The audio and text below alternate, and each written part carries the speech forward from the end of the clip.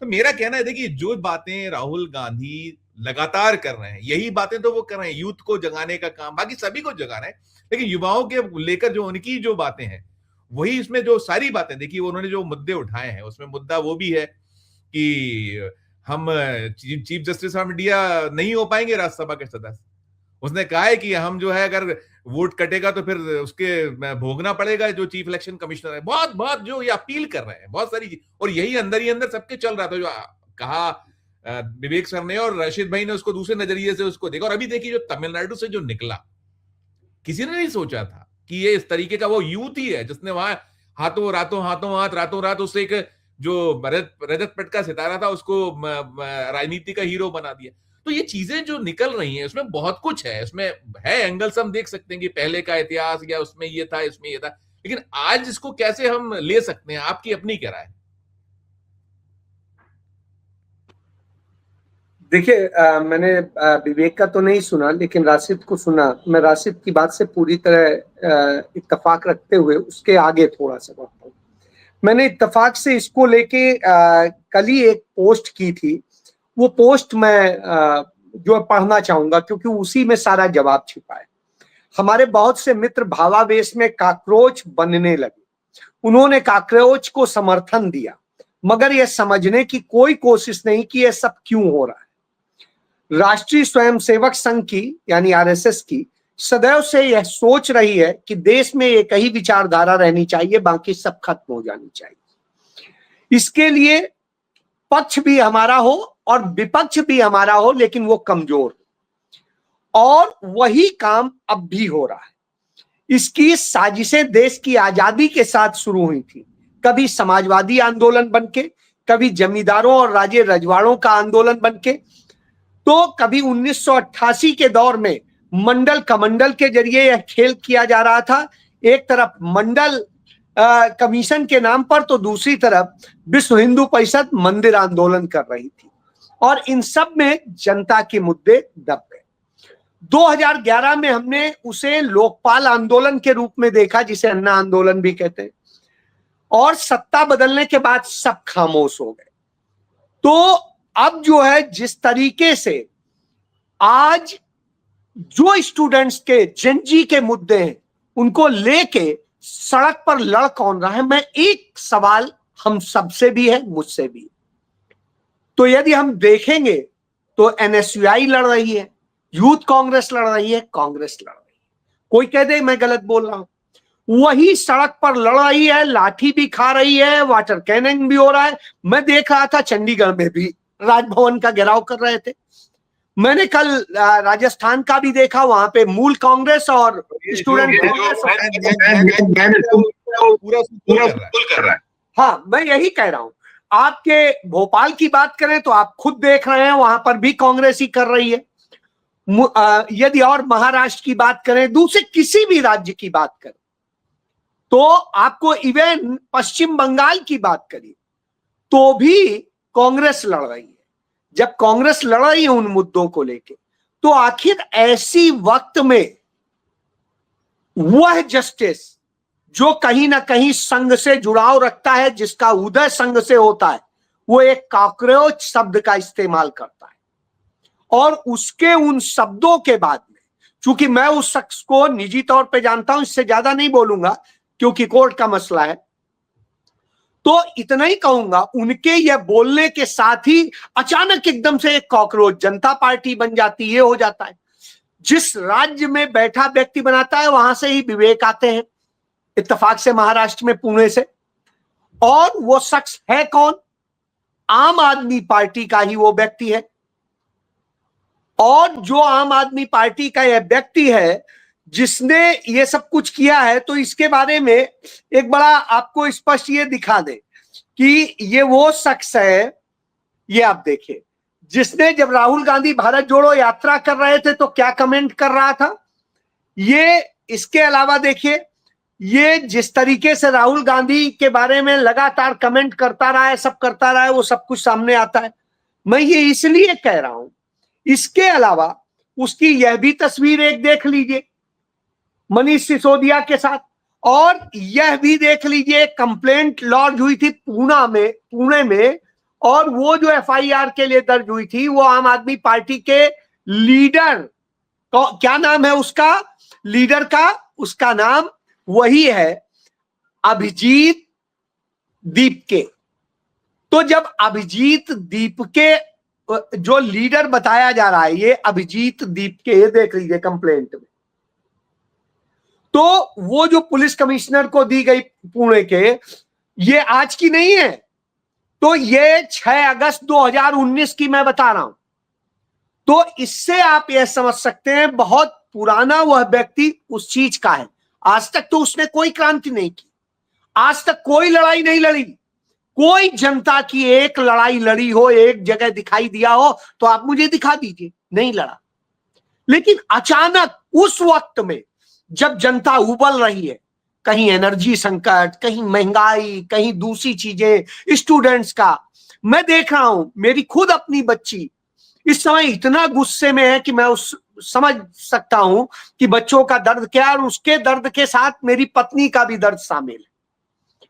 तो मैं समझ रहा हूं कि ये कैसे प्रभावित करने का एक तरीका है, क्योंकि ये सब करके, मैं ये नहीं कहता हूं कि सोशल मीडिया के जरिए कोई, बिल्कुल जो बातें नहीं मीडिया पहुंचा रहा है वो सोशल मीडिया पहुंचा रहा है, बहुत अहम भूमिका अदा कर रहा है। लेकिन इसी वक्त में जो ओरिजिनल, जो हम सब सोशल मीडिया पे और जगह बैठ के कहते हैं जमीन पे लड़ाई लड़नी चाहिए, कांग्रेस को ये करना चाहिए, तो मीडिया दिखा नहीं रहा है, जिसे गोदी मीडिया कहते हैं।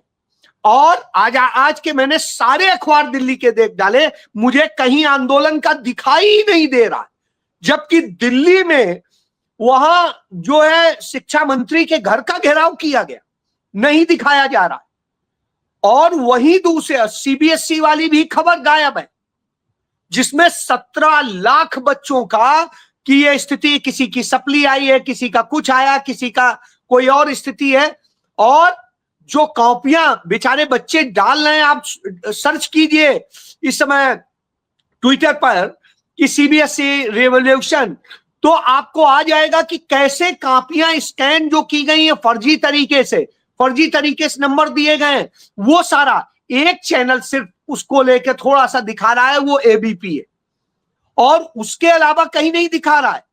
ये सारे प्रोटेस्ट हो रहे हैं। राहुल गांधी ने सीबीएसई से लेके उन दोनों को लेकर के किया, सब पे जब बोला, और एनएसयूआई, यूथ कांग्रेस, मूल कांग्रेस सब लड़ रहे हैं, उसके बाद कहीं नहीं दिखाया जा रहा, कहीं नहीं बताया जा रहा। महंगाई को लेके पूरे देश में कांग्रेस जगह जगह प्रोटेस्ट कर रही है, खाद को लेकर कर रही है, किसानों को लेकर कर रही है, दूसरे और मुद्दों पे कर रही है, कहीं नहीं दिखाया जा रहा है, ब्लैकआउट है। और सोशल मीडिया से में भी चर्चा काहे की चल रही है, कॉकरोच जनता पार्टी, कॉकरोच। मैं बस खत्म करूंगा अपनी बात कि मेरे एक मित्र का फोन आया, बड़े आदमी है चंडीगढ़ के, उन्होंने मुझे कहा अजय भाई एक मदद करिए, ये ऐसे ऐसे है कॉकरोच जनता पार्टी और ये, इसमें आप मदद कीजिए। मैंने कहा इसमें मैं क्या मदद करूं, ये कोई पार्टी है क्या कहीं? तो कहे नहीं, सोशल मीडिया बना के अभी की गई है, आगे की प्लानिंग कुछ है तो मदद कीजिए। और वो उसी संगठन से जुड़ाव रखते हैं जिस संगठन पे मैं कह रहा हूं कि इस तरह की साजिशें देश की आजादी के बाद से लगातार करते रहे। ये कैसे कैसे पार्टियां बनाते रहे, कैसे करते रहे, आप ये देख लीजिए। इसका एक उदाहरण देता हूं कि समाजवादी पार्टियां अलग हुआ करती थी, समाजवादी कांग्रेस जो होती थी, सोशलिस्ट कांग्रेस, और इसी तरीके से और पार्टियां होती थी, सब होती थी। आप 1975 के दौर में चले जाइए, अचानक ये सारी पार्टियां आरएसएस के बैनर तले आती हैं और एक नया नाम रखा जाता है जनता पार्टी, और फिर सब उसी में इंटर कर जाती हैं। और जनता पार्टी सरकार को, वो सरकार जो देश विरोधी ताकतों से लड़ रही थी, वो सरकार बदल दी जाती है। इसी तरीके से अचानक 1989 में सारे मिलके एक जनता दल बना देते हैं, और उसके बाद में सरकार बदल जाती है और देश कैसी तबाही में जाता है। और फिर आज आप देखिए, यही काम 2011 के समय में किया गया और अचानक एक आम आदमी पार्टी बन जाती है, और अंत में उन सब का लाभ कौन ले जाता है? वो लाभ ले जाती है भारतीय जनता पार्टी। तो मैं यही कह रहा हूं, इन सब को कैसे डिरेल करने की एक साजिश मात्र है, इससे ज्यादा कुछ नहीं। तो सर देखिए, दो तीन जो चीजें उठी हैं, एक तो कि खुद होकर खुद के पाले में गोल क्यों मारना चाहिए, विवेक सर ने जो उठाया ये फैक्ट है। देखिए, उन्होंने बातें तो वो उठाई हैं जो जनता के दिल में उबल रही हैं, और जनता कहीं ना कहीं, हम हर बार देखते हैं, हम कब से देख रहे हैं, लगातार हो रहा है कि राज्यों में जो चुनाव के नतीजे आते हैं, हम जमीन पर कुछ देखते हैं, निकलता कुछ है। सबकी अपनी अपनी दिक्कतें, और हर वर्ग की, और सबसे बड़ा जो अगर कोई है तो युवा है, उनके पास में रोजगार, आपने 2 करोड़ नौकरियां और तमाम। तो ऐसे में जो विवेक सर जो कहीं शंका जतला रहे हैं, या जो उसको स्थापित करने का उन्होंने कहीं कोशिश की है, तो कैसे इसको किया जाएगा। और दूसरा, मैंने उत्तर प्रदेश के बारे में, उत्तर प्रदेश में जो समाजवादी पार्टी की ओर से एक जो मूव हुआ है कि 403 सब पर, और फिर मैंने कहा कि क्या ये आगे दिखती है मैदान में, ये बढ़ता भी बहुत बहुत पानी बहना बाकी, बहुत इनिशियल है। रशदीद भाई कह रहे हैं हो सकता है कब धराशायी हो जाए पता नहीं चलेगा, हो गया नीट निकला काम खत्म, ये भी हो सकता है। लेकिन इसको कैसे हम आगे, क्या क्या संभावनाएं आप देख पा रहे हैं, सम अप यहां आप करिएगा पूरे इस चर्चा।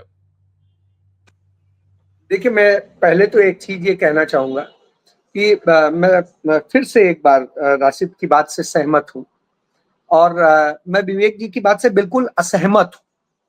और असहमत होने की वजह ये, उन्होंने कहा वो सेकुलर विचारधारा, वो इसको, ये सारी बातें वो गिनाते हैं, तो मैं कहीं की बात नहीं करता।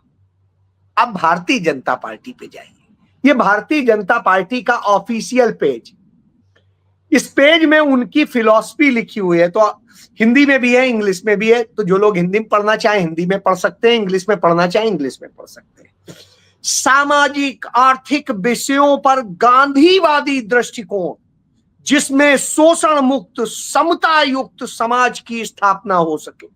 गांधीवादी सामाजिक दृष्टिकोण, भेदभाव, शोषण से मुक्त समाज की स्थापना, और इन सबको लेके बात करते हैं। फिर दूसरी चीज, सेकुलर पे आ जाइए। साहब कितने सेकुलर हैं ये हम सब जानते हैं, ये देख लीजिए, वो भी लिखा हुआ। चौथा नंबर, सकारात्मक पंथ निरपेक्षता एवं सर्व पंथ संभाव। एक समय जैसे होता था, उन्होंने कहा ऐसे इसको लेकर के, और पूरा उन्होंने कि भैया उनसे बड़ा तो सेकुलर नहीं, इसको पढ़ लेगा, लगेगा भाजपा से बड़ा कोई सेकुलर है, भाजपा से बड़ा कोई गांधीवादी है। साहब दूसरी बात, आंदोलन, ये आप आज क्या खड़ा करेंगे? आप विपक्ष के वोट कैसे बांट सकते हैं? सत्ता की बात करके तो नहीं बांटेंगे, सत्ता की प्रशंसा करके तो नहीं बांटेंगे, उससे कोई फायदा नहीं है, क्योंकि सरकार की मशीनरी है प्रचार करने के। असल में आपको वही नैरेटिव बनाना है, अरे कांग्रेस बेकार है, वो लड़ी नहीं सकती है। लड़ेगा तो ये जंजी कॉकरोच लड़ेंगे, और ये देखिए कॉकरोच सेकुलर भी हैं, ये कॉकरोच संविधान पे भी यकीन करते हैं, ये कॉकरोच जो है वो लड़ रहे हैं, यही बचाएंगे, युवाओं का भविष्य बचाएंगे। यही तो 2011 में हुआ था, यही 1977 में हुआ था, जब 1974 में आप याद करिए समग्र जो है क्रांति की बात की गई थी, किस बात पे? कि स्टूडेंट्स का, युवाओं का भविष्य बचाने के लिए। और फिर आ जाइए 1989, तब भी भविष्य बचा रहे थे, सेकुलरिज्म की बात हो रही थी। अरे राजीव गांधी तो कभी हिंदुओं पे झुक जाते हैं, कभी मुसलमानों पे झुक जाते हैं, और वो सब कोई नहीं है, जो कुछ है हम हैं, बाकी सब भ्रष्ट हैं।